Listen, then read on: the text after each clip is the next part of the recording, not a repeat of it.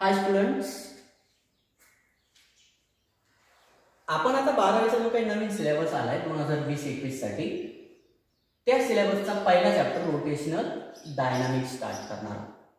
त्यापूर्वी तुम्हाला सांगू इच्छितो की जर कोणी आतापर्यंत 12वीचे बुक्स डाउनलोड केलेले नसेल पीडीएफ फॉर्म मध्ये तर ते आपण व्हिडिओच्या खाली जे काही डिस्क्रिप्शन दिला आहे त्यामध्ये ती लिंक मी शेअर केली आहे. त्या लिंकवरून तुम्ही ते बुक इझिली डाउनलोड करून घेऊ शकता आणि तुम्ही ते करून घ्यावंच असं तरी मला वाटतं. आता हा जो काही सिलेबस 12वीचा 2020-21 चा आहे त्यापैकी पहिला चॅप्टर आहे रोटेशनल डायनामिक्स. हा चॅप्टर आपण स्टार्ट करणार आहोत. आता रोटेशनल डायनामिक्स हा जो काही चॅप्टर आहे या चॅप्टरचे रिलेटेड जो काही जुना सिलेबस होता त्या जुन्या सिलेबस मध्ये दोन चॅप्टर होते. पहिला चॅप्टर होता सर्क्युलर मोशन आणि दुसरा चॅप्टर होता रोटेशनल मोशन. या दोन चॅप्टर्सला एकत्र करून आपल्यासाठी सध्या चॅप्टर फर्स्ट डिझाइन केला गेलाय रोटेशनल डायनामिक्स. या चॅप्टरच्या पहिल्या पार्ट मध्ये आपण विचार करणार आहोत सर्क्युलर मोशनचा आणि दुसऱ्या पार्ट मध्ये आपण विचार करणार आहोत रोटेशनल मोशनचा. आता रोटेशनल मोशन काय आहे किंवा बॉडी कशा प्रकारे रोटेट होते त्याविषयी आपण नंतर डिस्कस करणार आहोत. त्यापूर्वी जे काही बेसिक कन्सेप्ट्स आहेत किंवा जे काही डेफिनेशन आहे सर्क्युलर मोशनची ती डेफिनेशन आपण बघणार आहोत. आणि डेफिनेशन आहे the motion of particle along the circumference of circle is called circular motion. म्हणजे जर एखादा पार्टिकल एखाद्या सर्कलच्या सर्कम्फरन्स वरती त्याची मोशन परफॉर्म करत असेल तर त्या मोशनला आपण म्हणतो सर्क्युलर मोशन. मग असाच एक पार्टिकल मी कन्सिडर करतो की जो पार्टिकल ए या पोझिशनला आहे आणि थोड्या वेळानंतर तो नंतर अशा प्रकारे सर्क्युलर मोशन परफॉर्म करणार आहे. मग त्याची जी काही मोशन आहे ती या सर्क्युलर ऑर्बिटची किंवा ज्या ऑर्बिटची रेडियस आर आहे अशा आर रेडियस असलेल्या सर्क्युलर ऑर्बिट वरती तो पार्टिकल काय परफॉर्म करणार आहे सर्क्युलर मोशन परफॉर्म करणार आहे. म्हणजे डेफिनेशन कळली काय डेफिनेशन आहे the motion of particle along the circumference of circle is called circular motion. आणि या सर्क्युलर मोशनचे जे डेली लाईफ मधले एक्झाम्पल्स असतील ते एक्झाम्पल जर बघायचे ठरले तर best example is motion of second hand of the clock. जर आपण घड्याळ कन्सिडर केलं तर त्या घड्याळाचा जो काही सेकंड काटा आहे त्याच्या टिपची जी काही मोशन आहे ती मोशन काय असणार सर्क्युलर मोशन असणार. Similarly motion of earth around the sun ही सर्क्युलर मोशनचं एक्झाम्पल आहे. Motion of moon around the earth ही सर्क्युलर मोशनचं एक्झाम्पल आहे. त्याच प्रकारे जे काही आर्टिफिशियल सॅटेलाइट्स असतील ते आर्टिफिशियल सॅटेलाइट पण अर्थ भोवती सर्क्युलर ऑर्बिट मध्येच फिरतात. मग त्यांची पण मोशन काय होणार सर्क्युलर मोशन होणार. आणि ही मोशन समजून घेण्यासाठी या मोशनचे रिलेटेड काही महत्त्वाच्या टर्म्स आहेत. त्या महत्त्वाच्या टर्म पहिले समजून घेऊया. त्यापैकी पहिली टर्म असणार रेडियस वेक्टर. ही टर्म समजून घेण्यासाठी एक पार्टिकल कन्सिडर करूया. Suppose particle perform circular motion over the circular orbit of radius R. Let particle is at position A. कुठं आहे पार्टिकल ए या पोझिशनला आहे. सर्क्युलर ऑर्बिटचा सेंटर आहे सी. मग जो काही वेक्टर सेंटरला आणि पार्टिकलच्या पोझिशनला जॉईन करणार आहे त्या वेक्टरला आपण म्हणणार रेडियस वेक्टर. आणि डायग्राम मध्ये मी तो रेडियस वेक्टर दाखवलाय r1 बारने. मग रेडियस वेक्टरची जर डेफिनेशन करायची ठरली तर ते डेफिनेशन आपण सांगू शकतो the vector drawn from centre of circular orbit to the position of particle is called radius vector. म्हणजे बघा हा जो काही रेडियस वेक्टर आहे हा रेडियस वेक्टर पूर्णपणे पार्टिकलच्या पोझिशन वरती डिपेंड आहे. ज्यावेळेस पार्टिकल ए ह्या पोझिशनला असेल त्यावेळेस रेडियस वेक्टर दाखवलाय मी r1 बार. बार का म्हटलंय वेक्टर आहे त्याच्याकडे मॅग्निट्यूड पण आहे ऍज वेल एज डायरेक्शन पण आहे. ह्या वेक्टरची जी काही मॅग्निट्यूड असणार ती मॅग्निट्यूड म्हणजे सिम्पली या सर्क्युलर ऑर्बिटची जी काही रेडियस असेल ती रेडियस म्हणजे त्या रेडियस वेक्टरची मॅग्निट्यूड असतात. सपोज थोड्या वेळानंतर हा पार्टिकल मी इथं कन्सिडर करतोय इनिशियली पार्टिकल कुठे ए या पॉइंटला. After time t suppose particle is at position B. That means after time t एवढ्या टाइम नंतर पार्टिकल कुठे गेलाय बी या पोझिशनला गेलाय. का तर तो सर्क्युलर मोशन परफॉर्म करतोय ना. तो इथे थांबणार आहे का नाही. तो particle continuously circular motion perform करतो. बट त्याच्या मोशन चालू असतानाच आपण एक पोझिशन कन्सिडर केली ए तिला म्हटलं इनिशियल पोझिशन, की जिथं पार्टिकल ए या पॉइंटला आहे आणि तिथं रेडियस वेक्टर असणार r1 bar. Now the particle is at position b, then the radius vector becomes r2 bar. What is the radius vector? r2 bar. Why? Because this vector joins the center of circular orbit and the position of particle. ह्या वेक्टरने काय केलंय? Circular ऑर्बिटचं centre आणि पार्टिकलच्या पोझिशनला join केले, त्याला आपण म्हणणार radius vector. आता हा जो काही रेडियस वेक्टर आपण कन्सिडर करतोय r1 बार, r2 बार, हे दोन radius vector always equal in magnitude असणार. दोन्ही रेडियस वेक्टरची मॅग्निट्यूड ऑलवेज कशी असणार? इक्वल. का? तर रेडियस वेक्टरची मॅग्निट्यूड किती असते? Radius of circular orbit. मग इथंही ती रेडियस सेम असणार, इथंही रेडियस सेम असणार. आणखी कोणत्या दुसऱ्या पोझिशनला गेला तरीही ती रेडियस सेम असणार, खाली गेला तरी रेडियस काय असणार? सेम असणार. मग प्रत्येक रेडियस वेक्टरची मॅग्निट्यूड ऑलवेज कशी असते? इक्वल असते. But direction with respect to the position काय होत जाणार आहे? चेंज होत जाणार आहे. पार्टिकल ए या पोझिशनला रेडियस वेक्टर अशा प्रकारे मी r1 बारने दाखवले, बी या पोझिशनला रेडियस वेक्टर अशा प्रकारे r2 बारने दाखवले.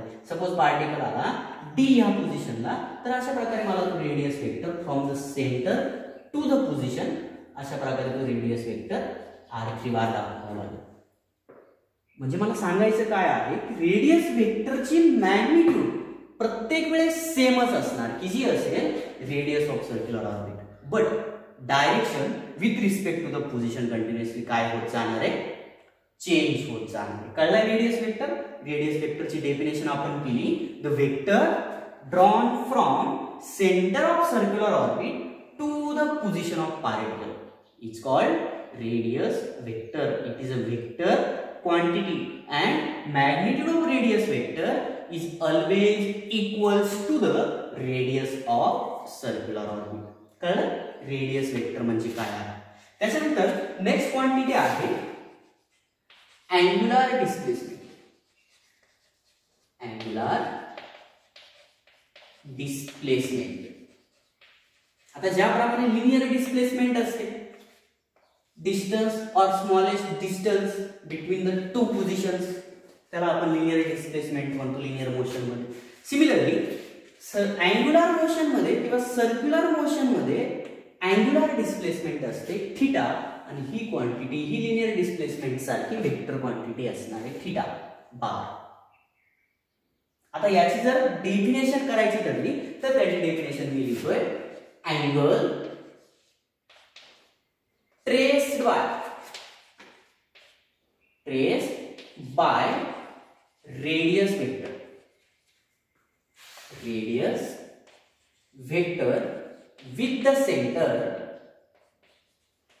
with the center of orbit in given time. काय डेफिनेशन आहे? Angle traced bye radius vector with the centre of orbit in a given time is called angular displacement. मग हे आता कसे आले angular displacement? Suppose initially particle कुठं consider करतोय आपण? ए ह्या पॉइंटला. टी एवढ्या टाइम इंटरवल नंतर पार्टिकल कुठं गेलाय? बी ह्या पॉइंटला गेला. मग जो काही रेडियस वेक्टर असेल त्या रेडियस वेक्टरने ह्या सेंटर सोबत किती अँगल केलाय? सपोज त्या अँगलला मी म्हणतोय theta. Angle made by radius vector with the centre of circular orbit in given time is called angular displacement theta. मग ही जी काय अँग्युलर डिस्प्लेसमेंट असेल, ही अँग्युलर डिस्प्लेसमेंट म्हणजे सिंपली काय असणार? एक अँगल असणार. मग जर तो अँगल असेल तर त्या अँग्युलर डिस्प्लेसमेंटचं SI युनिट काय येईल? SI unit of angular displacement. तर ऑब्वियसली अँगल आहे म्हटल्यानंतर त्याचं युनिट यायला पाहिजे रेडियन. SI युनिट आहे रेडियन. आता इथं बघा, पार्टिकल ए ह्या पॉइंट पासून बी पर्यंत जातो म्हटल्यानंतर तो काहीतरी लिनियर डिस्टन्स कव्हर करतो आणि ह्या डिस्टन्सला मी म्हणतोय S. ए पासून बी पर्यंतचं डिस्टन्स कन्सिडर करतोय एस, सर्क्युलर ऑर्बिटची रेडियस आहे आर. ह्या एस ला आपण म्हणणार लिनियर डिस्प्लेसमेंट. किती डिस्प्लेसमेंट झाली ए पासून बी पर्यंत, काय म्हणणार लिनियर डिस्प्लेसमेंट एस. आता लिनियर का म्हटलं, ए पासून बी पर्यंतचा जो काही इंटरवल आहे, डिस्टन्स आहे, ते खूप स्मॉल कन्सिडर करूया. ही नियरली काय होणार स्ट्रेट लाईन होणार आणि ह्या एस ला आपण म्हणणार लिनियर डिस्प्लेसमेंट. मग यानंतर ह्या लिनियर डिस्प्लेसमेंट मधलं आणि अँग्युलर डिस्प्लेसमेंट मधलं आपल्याकडे एक रिलेशन आहे की जे आपल्याला सांगते S that means linear displacement is equal to r into angular displacement. This is the relation between linear displacement and angular displacement theta. कळतंय? ही झाली अँग्युलर डिस्प्लेसमेंट. डेफिनेशन केली होती आपण, angle traced by radius vector with the center of orbit in given time is called angular displacement theta bar. त्याचं SI unit होतं radian आणि त्या अँग्युलर डिस्प्लेसमेंटचं लिनियर डिस्प्लेसमेंट सोबतचं रिलेशनही आपल्याला मिळालंय S is equal to R theta. कळली? यानंतरची नेक्स्ट क्वांटिटी आहे angular velocity. Angular velocity symbol आहे ओमेगा बार. आता हाही वेक्टर आहे, अँग्युलर डिस्प्लेसमेंट पण वेक्टर, ओमेगा बार पण काय आहे वेक्टर आहे. यांच्या डायरेक्शन विषयी आपण सध्या विचार करणार नाही, डायरेक्शन पुढे जाऊन आपण बघणार आहोत. बट सध्या फक्त क्वांटिटी समजून घेऊया. अँग्युलर व्हेलॉसिटी, लिनियर व्हेलॉसिटी काय असते बरं, v is equal to d x by d t, बरोबर. और v बार व्हेलॉसिटी वेक्टर आहे ना, v bar is equal to dx bar by dt. What is x? X means displacement and dx by dt that means rate of change of displacement with respect to time म्हणजे होती आपली linear velocity.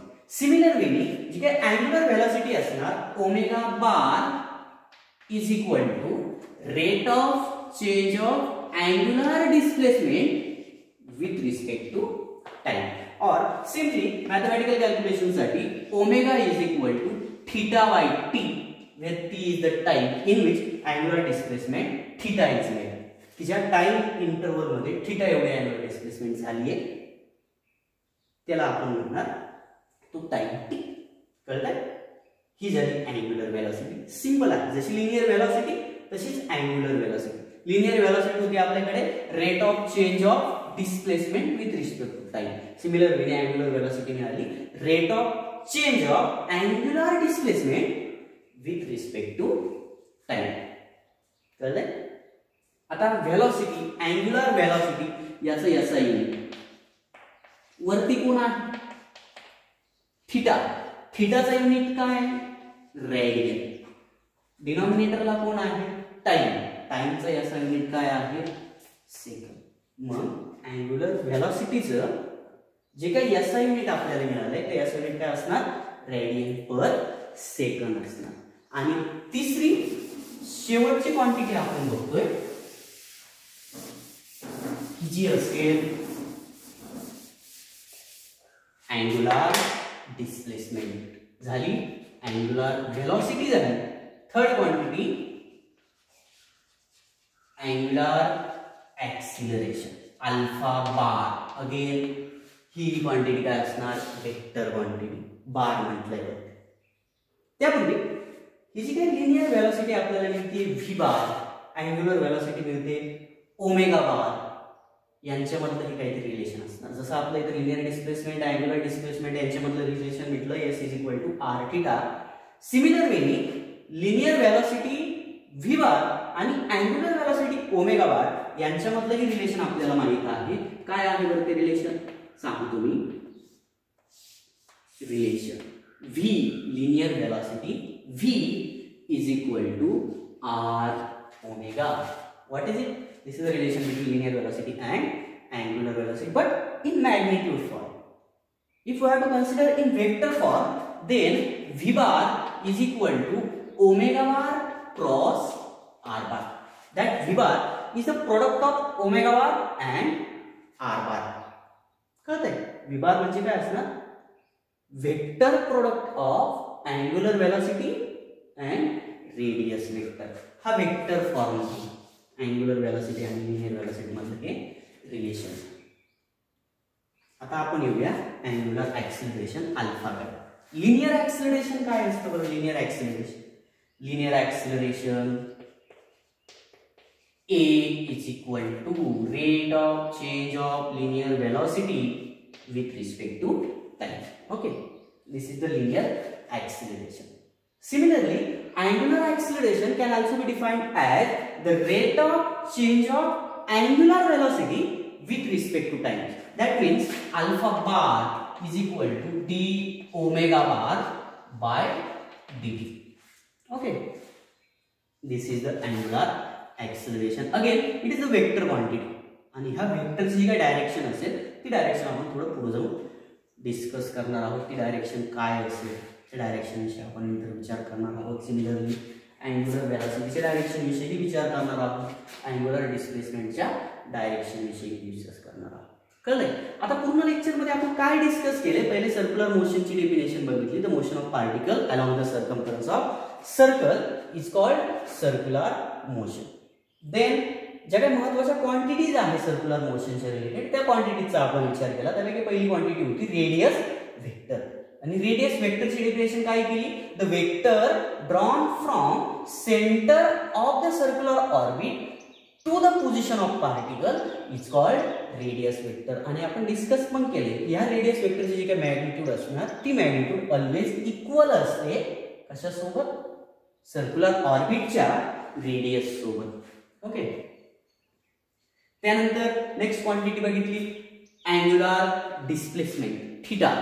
त्याची definition केली angle trace by radius vector with the centre of circular orbit in given time is called angular displacement theta bar. याचं SI unit बघितलं radian होतं. त्यानंतर next quantity बघितली अँग्युलर वेलॉसिटी. जशी लिनियर वेलॉसिटी डेफिनेशन होती rate of change of displacement with respect to time. Similarly angular velocity definition आपण केली rate of change of angular displacement with respect to time for simply omega is equal to theta by T. आणि याचं SI unit आपण derive केलं radian per second. आणि त्यानंतर relation पण बघितलं लिनियर वेलॉसिटी आणि अँग्युलर वेलॉसिटी मधलं की जे मिळालं v is equal to r omega और in vector form v bar is equal to omega bar cross r bar. नंतर आपण लास्टला विचार केला अँग्युलर ऍक्सिलरेशनचा की ज्याची डेफिनेशन केली rate of change of angular velocity with respect to time. त्याला आपण म्हटलं अँग्युलर ऍक्सिलरेशन. आता हे जे काय ऍक्सिलरेशन आहे हे ऍक्सिलरेशन इन्स्टंटेनियस ऍक्सिलरेशन असतं. म्हणजे टाइमच्या एका पर्टिक्युलर इन्स्टंटला ऍक्सिलरेशन जर फाइंड आउट करायचं असेल तर आपण डी ओमेगा बाय dt घेतो. जर आपल्याला ऍव्हरेज ऍक्सिलरेशन फाइंड आउट करायचं असेल अल्फा ऍव्हरेज तर इज इक्वल टू आपल्याला घ्यावा लागतो omega final minus omega initial upon time. Final angular velocity minus initial angular velocity upon time in which that change occurs. की ज्या टाइम मध्ये हा वेलॉसिटीचा चेंज झाला इनिशियल पासून फायनल पर्यंत वेलॉसिटी इन्क्रीज झाली तो टाइम आपण ऍव्हरेज ऍक्सिलरेशन फाइंड आउट करत असताना घेत असतो. आता याचंही SI युनिट आपण बघणार. काय असेल SI युनिट? SI युनिट वरती कोण आहे? ओमेगा. डिनॉमिनेटरला कोण आहे? टाइम. मग SI युनिट काय मिळणार? ओमेगाचं SI unit radian per second आणि अगेन टाइम म्हणजे radian per second square. This is the SI unit of angular acceleration. कळतंय? आता थोडक्यात याचा एक स्क्रीनशॉट मारून घ्या. यानंतर पुढे आपण जाऊया.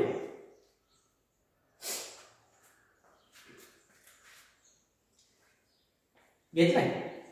आता आपण लिनियर मोशन आणि सर्क्युलर मोशनला कंपेअर करू. लिनियर मोशन आणि सर्क्युलर मोशनला कंपेअर करूया. लिनियर मोशन मध्ये आपण विचार करतो लिनियर डिस्प्लेसमेंटचा, लिनियर वेलॉसिटीचा, लिनियर ऍक्सिलरेशनचा. अँग्युलर सर्क्युलर मोशन मध्ये आपण विचार करतो अँग्युलर वेलॉसिटीचा, अँग्युलर डिस्प्लेसमेंटचा आणि अँग्युलर ऍक्सिलरेशन. मग मी इकडे लिहितोय लिनियर मोशन. लिनियर मोशन आणि इकडे लिहितोय circular motion.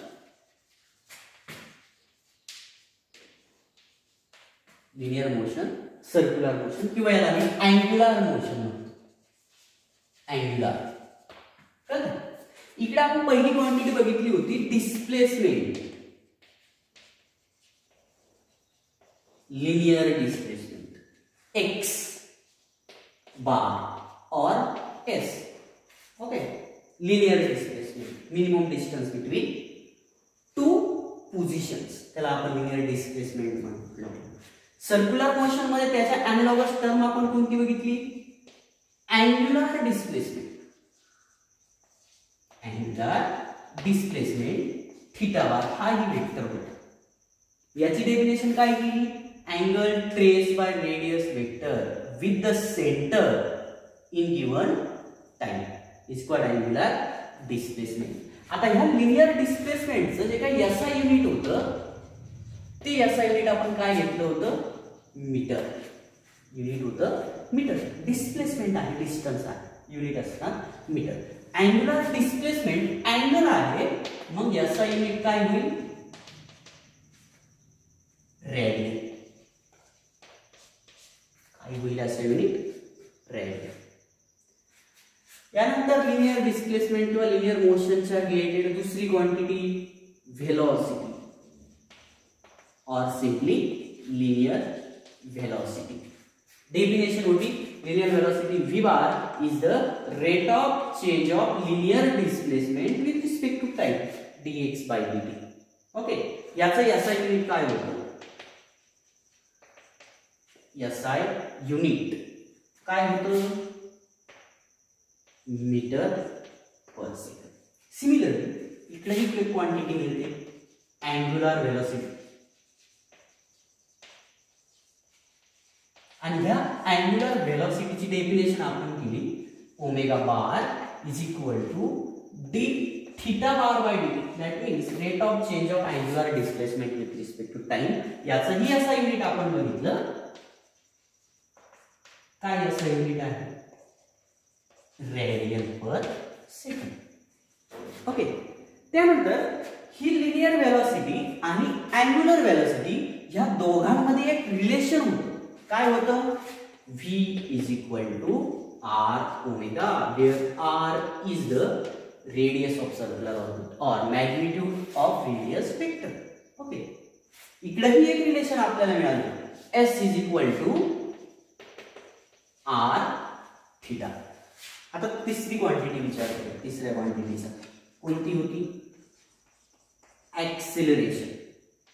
a is equal to rate of change of velocity with respect to time is called acceleration. आणि याचं SI युनिट काय मिळालं?